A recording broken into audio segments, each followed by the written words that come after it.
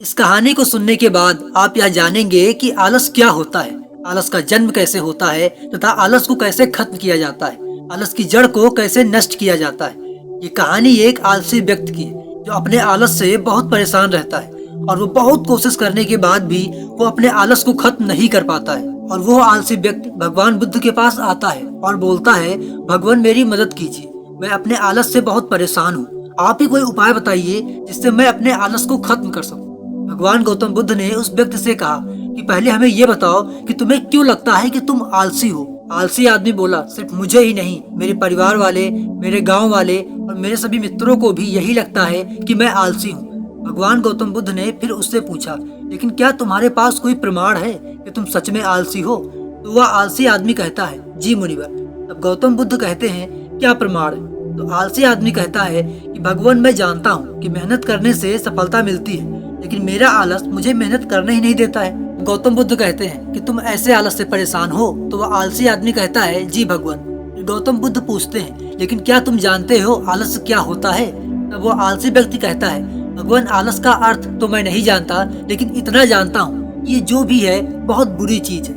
तब गौतम बुद्ध कहते हैं कि सबसे पहले तुम यह जान लो कि प्राकृतिक रूप से जो भी चीज मनुष्य के अंदर है उसका कोई न कोई उपयोग है, वो बुरी और अच्छी नहीं है। यह एक भाव है, एक मानसिक अवस्था है, विचार है, जिसे जाने और अनजाने में हम ही खुद जन्म देते हैं। और यह दो कारणों से जन्म लेता है, पहला शारीरिक कारण और दूसरा मानसिक कारण। शारीरिक कारणों में सबसे पहला कारण है गलत तरह का भोजन। भगवान बुद्ध कहते हैं, हम सभी जानते हैं कि हमारे शरीर को भोजन से ऊर्जा मिलती है और अगर यह ऊर्जा सजीव चीजों से मिले तो वह ज्यादा लाभदायक है।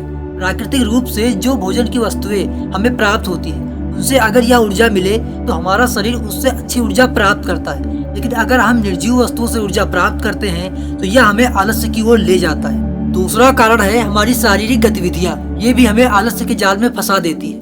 गौतम बुद्ध ने आलसी व्यक्ति को अपने शिष्यों की तरफ इशारा करते हुए कहा कि देखो, इनके चलने, उठने और बैठने के तरीकों में तुम्हें कुछ अलग नजर आ रहा होगा। आलसी व्यक्ति ने शिष्यों को देखा लेकिन कुछ समझ नहीं पाया। तब गौतम बुद्ध ने उससे कहा कि मेरे शिष्य जब भी बैठते हैं तो वे रीढ़ की हड्डी को एकदम सीधा रखते हैं, जब वे चलते हैं तो उनके दोनों पैरों के बीच अच्छे से संतुलन बना रहता है, और जब सोते हैं तो उनका शरीर एकदम सीधा रहता है, शिथिल रहता है, जिससे उन्हें नींद अच्छी आती है। तभी अचानक आलसी व्यक्ति बोला, लेकिन भगवान नींद तो आलस्य का ही एक रूप है। तब गौतम बुद्ध बोले, हाँ, अगर उसे अधिक मात्रा में लिया जाए तो। बुद्ध ने इस बात को आगे बढ़ाते हुए कहा, नींद कम मात्रा में लोगे तो तुम्हें अगले दिन थकान महसूस होगी और ऐसा करने से तुम्हारे अंदर आलस्य आएगा, और अगर नींद ज्यादा लोगे तब भी तुम्हें आलस्य आएगा। इसीलिए नींद को न कम और न ही ज्यादा लेना चाहिए, नींद को एकदम सही मात्रा में लेना अति आवश्यक है। आलसी आदमी बोला, हाँ, यह तो मैंने भी अनुभव किया है। तभी बुद्ध बोले कि यह मानसिक कारणों के बारे में जान लो। मानसिक कारणों में सबसे पहले है हमारी पुरानी गलत धारणाएं। अक्सर ऐसा होता है कि पहले हम जिन कामों में असफल हो चुके हैं उसकी हमारे अंदर ऐसी भावनाएं बन जाती है कि हम सोचते हैं कि हम उस काम में हमेशा असफल होते रहेंगे, जिस वजह से हमें उस काम को करने में आलस आता है। ऐसी धारणाओं से छुटकारा पाने का एकमात्र उपाय है कि हमें अपने मन को यह समझाना चाहिए कि पिछली बार जब हम उस काम में असफल हुए थे तो हम उसके बारे में जितना जानते थे अब हम उससे ज्यादा जानते हैं, क्योंकि असफल होने के बाद हमने बहुत कुछ सीखा है। भगवान बुद्ध बोले, दूसरा कारण है आलसी और कामचोर लोगों की संगत।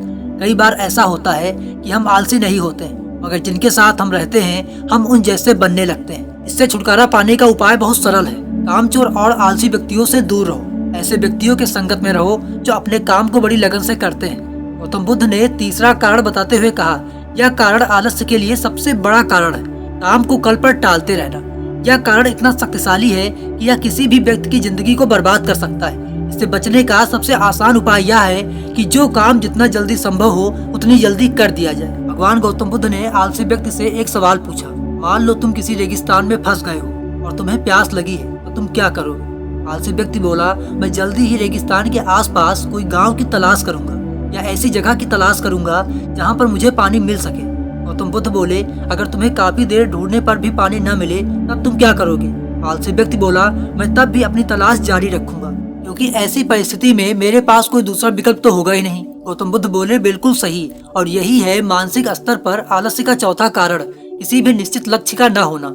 यह भी आलस की ओर लेकर जाता है। अब सुनो पांचवें कारण के बारे में। गौतम बुद्ध बोले, सोचो कि तुम्हारे पास काफी सारे सोने के सिक्के हैं जो तुम्हें एक जगह से दूसरी जगह ले जाना है, लेकिन तुम चलते चलते थक जाते हो और किसी पेड़ के नीचे बैठ जाते हो और तुम्हें दूर से तुम्हारी तरफ दौड़कर आ रहे डाकू दिखाई देते हैं, तो तुम क्या करोगे? आलस करके वहीं बैठे रहोगे या ऐसी परिस्थिति में तुम वहां से उठकर दौड़ने लगोगे? आलसी व्यक्ति बोला कि मुझे वहां से दौड़ना ही पड़ेगा, नहीं तो मेरी जान और सोने के सिक्के दोनों खतरे में पड़ जाएंगे। भगवान बुद्ध बोले, यानी कि तुम्हारे पास एक मजबूत वजह होगी दौड़ने के लिए। यही है आलस्य का पांचवा कारण, किसी भी काम के लिए मजबूत वजह का ना होना। आलसी व्यक्ति महात्मा बुद्ध की बातों से संतुष्ट हुआ और वो बोला, भगवान मैं अब आलस्य के बारे में सब कुछ जान चुका हूँ। अब मैं इन सभी कारणों पर खूब अच्छे से काम करूंगा और अपने आलस्य को दूर भगा दूंगा। फिर गौतम बुद्ध कहते हैं कि अगर किसी व्यक्ति के अंदर ये सारे गुण विद्यमान हो जाए और उसे कुछ करने की भूख हो तो उसे कभी आलस्य हो ही नहीं सकता। तो आप सभी लोगों को यह कहानी अच्छी लगी होगी। ऐसे ही और कहानियों के लिए चैनल को सब्सक्राइब जरूर कर लीजिएगा और इस वीडियो को देखने के लिए आप सभी को बहुत बहुत धन्यवाद।